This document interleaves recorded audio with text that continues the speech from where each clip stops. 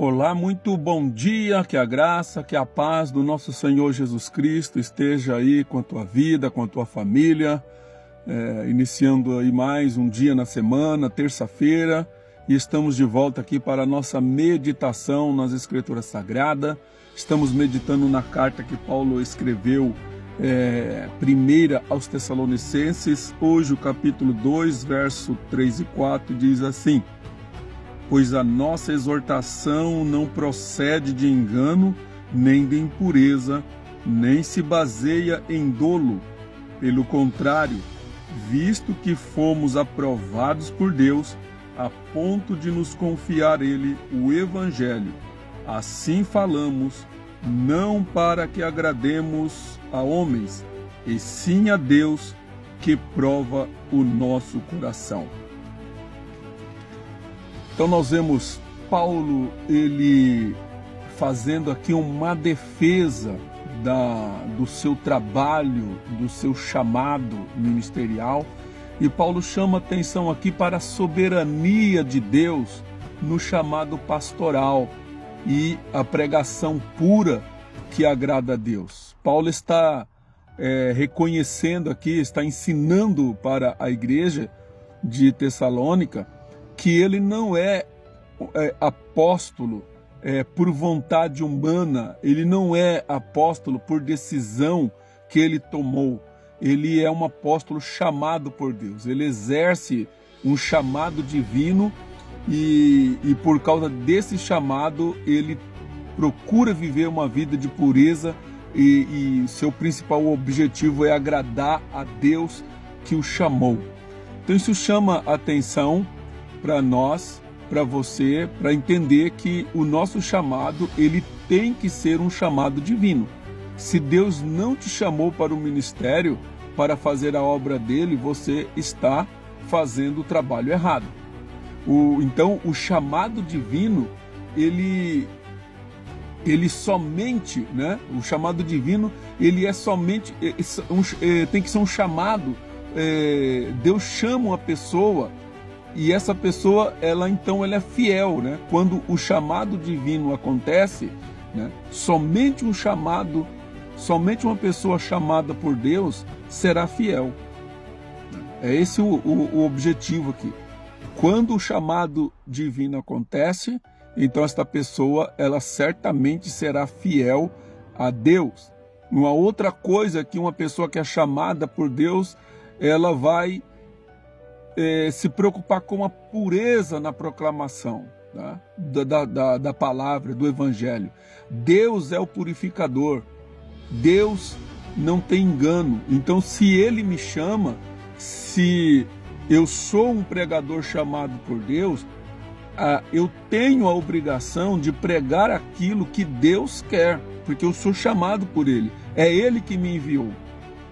Pessoas que pregam outras coisas, porque elas não foram chamadas por Deus. Quando você pede para que alguém te represente ou que alguém fale alguma coisa em seu lugar, normalmente você dá as diretrizes para esta pessoa para que ela te represente. E esta é a razão pela qual Paulo está dizendo aqui, olha, o que nós estamos falando aqui não é resultado de um trabalho nosso, não é resultado de esforço nosso, não é resultado do querer nosso. O que nós estamos pregando é aquilo que se refere a Deus. Deus, nesse caso, ele é o ouvinte principal. A responsabilidade de uma pessoa que é chamada por Deus é tão grande que quando ela pode estar pregando ali para milhares de pessoas, ela pode estar ensinando para milhões de pessoas, mas ela só tem um ouvinte em particular, e esse ouvinte é Deus. Então, quando uma pessoa está diante de uma multidão, está em cima de um púlpito, de um palanque, em qualquer lugar, e ele está pregando a palavra de Deus, tem alguém em especial que está ouvindo essa mensagem, e este alguém é Deus. E se eu falar alguma coisa que Deus não mandou falar, eu estou sendo infiel a ela. E por isso o nosso dever como pregador o nosso dever como chamados por Deus é falar aquilo que agrada a Deus. Então, isso implica na nossa vida espiritual, e agora eu quero levar isso para todas as pessoas, tá? Não somente aqueles que têm um chamado ministerial, mas todos aqueles que têm um chamado nessa terra, seja para ser pastor, seja para ser pai, para ser mãe, para ser... não importa qual o nível de profissão que você exerça, qual função, o fato é que você é um ser humano e precisa exercer alguma atividade. Então nós temos que entender que nós temos que ter foco, né, na aprovação divina. Temos que ter foco na aprovação divina. O nosso objetivo é agradar a Deus. Então, esteja você no púlpito da igreja, ensinando ou pregando. Esteja você num consultório médico, consultando alguém. Esteja você numa sala de aula, instruindo alunos. Esteja você no volante de um caminhão. Não importa qual seja a sua atividade nesse momento. O seu foco nessa atividade é agradar a Deus. Então, você precisa ter foco na aprovação divina. Deus está aprovando o que você está fazendo, né? Confiança no chamado.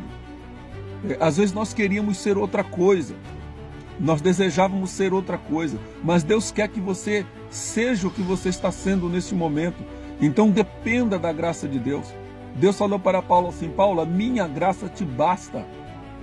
Então, se Deus te chamou para ser uma dona de casa, a graça de Deus vai te bastar nessa casa. Seja uma dona de casa que confia no chamado de Deus. Se é um professor, uma professora, um motorista, uma motorista, não importa qual é o teu chamado. E principalmente se você está no púlpito de uma igreja, dependa da graça de Deus. Não tente agradar pessoas. Quando nós trazemos isso para a nossa vida emocional, psicologicamente, quando eu tenho certeza, quando eu tenho absoluta convicção do chamado divino, as minhas emoções, elas serão autênticas. Eu vou sentir emoções genuínas. Eu devo ser transparente e puro naquilo que eu faço. Não posso ter coisas ocultas dentro de mim. Eu preciso resistir à pressão externa. Quando você tem convicção do que você está fazendo por um chamado de Deus, você vai resistir à pressão externa. E muitos pregadores, eles precisam resistir à tentação de querer agradar as pessoas que estão ouvindo ele. O vendedor tem que resistir à tentação de querer agradar o comprador só para vender sua mercadoria. Então nós precisamos resistir essa pressão externa do populismo, de queremos ser popular, de queremos ser bem visto pelas pessoas. A nossa preocupação número 1 é agradar a Deus. Quando você agrada a Deus, você é uma pessoa emocionalmente equilibrada, porque você não vai estar preocupado se o fulano ou o beltrano está pensando de você bem ou mal. Não importa o que eles estão pensando. A questão é, o que você está fazendo agrada a Deus? Porque ou você agrada a Deus ou você agrada os homens. E quando nós agradamos os homens, nós vamos nos frustrar. Nós vamos ficar decepcionados, porque as pessoas nos decepcionam. Agora Deus não. Então tem um compromisso com o chamado. E se você é um pregador da palavra de Deus, tenha um compromisso com a verdade da palavra de Deus. Exponha as escrituras no púlpito da tua igreja com seriedade, com honestidade. Não engane o povo. Não venda coisas espirituais para o seu povo, porque o chamado é de Deus, e a palavra é de Deus, o evangelho é de Deus, e o nosso compromisso é falar a palavra de Deus. E indo por o mundo do trabalho, um cristão chamado por Deus, ele vai ser ético, ele vai ser íntegro, ele vai ser honesto, ele vai ser transparente. E você tem que ter um foco e um propósito maior, que é buscar a aprovação divina. É isso que Paulo está fazendo aqui.